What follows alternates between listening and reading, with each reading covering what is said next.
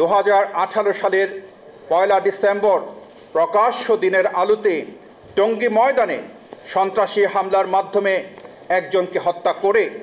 এবং হাজার হাজার নিরীহ দাওয়াত তাবলীগের আলেমী শুরার সাথী ও টঙ্গী ময়দানস্থিত মাদ্রাসা সহ বিভিন্ন মাদ্রাসার ছাত্রদের আহত করে। এই বিষয়ে আপনারা সর্বজ্ঞাত আছেন।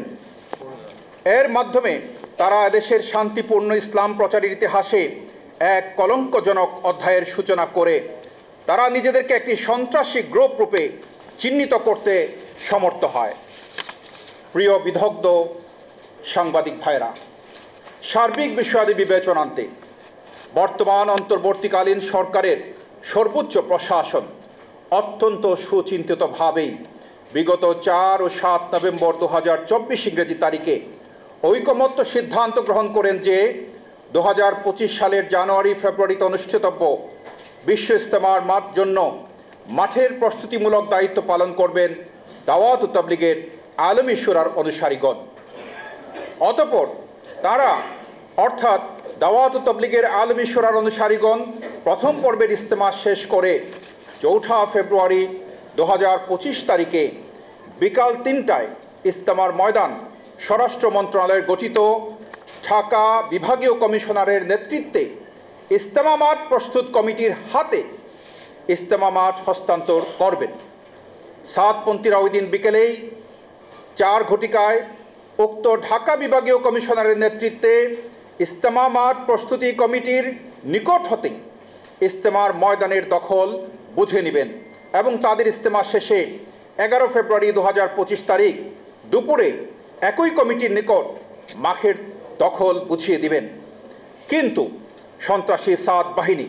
সরকারি উক্ত সর্বসম্মত সিদ্ধান্তকে বৃদ্ধাঙ্গুলি দেখিয়ে উক্ত সিদ্ধান্তের সম্পূর্ণ বিপরীতে অবস্থান নিয়ে টঙ্গী ইজতেমা ময়দানে 20 থেকে 24 ডিসেম্বর 2024 তারিখে সাতপন্থীদের 3 চিল্লার সাথীদের জোর অনুষ্ঠিত হবে মর্মে নায়াসিনামাইড ও স্যালিসাইলিক সমৃদ্ধ লিলি ফেস ওয়াশ যা ফেসের ডেড স্কিন সেল দূর করে দেয় দ্বিগুণ ফাস্টার ব্রাইটেনিং মিথ্যা ঘোষণা দিয়ে অনলাইন ও অফলাইন প্রচারের মাধ্যমে তোরাক নদীর পশ্চিম পাড়ে অবস্থিত বেলাল মসজিদে হাজার হাজার সাতপন্থী দেশীয় অস্ত্রশস্ত্র সহ সমবেত করে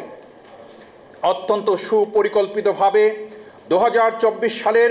17 ডিসেম্বর দিবাগত রাতে 1 ডিসেম্বর 2018 সালের একই কায়দায় টঙ্গীর ইজতেমা ময়দানে ঘুমন্ত ও তাহাজ্জুদ নামাজরত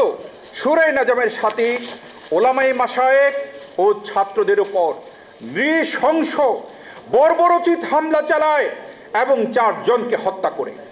শত শত সাথীদেরকে মারাত্মকভাবে আহত করে তাদের মধ্যে অনেকেই চিরতরে পঙ্গুত্ব বরণ করে নিয়েছেন। প্রিয় সাংবাদিক ভাইরা, অত্যন্ত দুঃখ ও পরিতাপের সাথে জানাচ্ছি যে উক্ত বর্বর পাশবিক হত্যাকাণ্ড ঘটানোর সুদীর্ঘ 9 মাস গত হলেও আজ অবধি এত বড় একটি প্রকাশ্য হত্যা মামলার চার্জশিট দাখিল হয়নি। এজাহারভুক্ত 29 জন খুনের আসামিরা প্রকাশ্য দিবালোকে বুক উঁচিয়ে ঘোরাফেরা করছে এবং ফেসবুক সহ বিভিন্ন মাল্টিমিডিয়াতে প্রকাশ্যে তাদের বিরুদ্ধে চার্জশিট হবে না মর্মে ঘোষণা দিচ্ছে। ফলে হত্যা মামলার বাদী শহীদ পরিবার এবং আহতদের মনে এই সন্দেহ দানা বাঁধছে যে এত বড় একটি খুনের মামলায় আদৌ কি চার্জশিট দাখিল করা হবে না? ন্যায় বিচার আলোর মুখ দেখবে না, নাকি বিচারের বাণী নিভৃতে কাঁদবে? এই বিষয়ে বর্তমান নিরপেক্ষ নির্দলীয় সরকারের নিষ্ক্রিয়তা, সরকারের বিভিন্ন উচ্চ পর্যায়ের কর্তৃপক্ষ খুনিদের দ্বারা প্রভাবিত হওয়ার প্রকাশ্য আলামত ইত্যাদির কারণে সমগ্র বাংলাদেশের নিরীহ জনগণ, ওলামায়ে মাশায়েখ ও সচেতন আইনজীবীগণ ক্ষোভে ফুঁসে উঠছেন। যে কোনো সময় তা বিস্ফোরিত হতে পারে। উল্লেখ্য, দেশের বরেণ্য ওলামায়ে মাশায়েখগণের পক্ষ হতে ইতিপূর্বেও সংবাদ সম্মেলনের মাধ্যমেও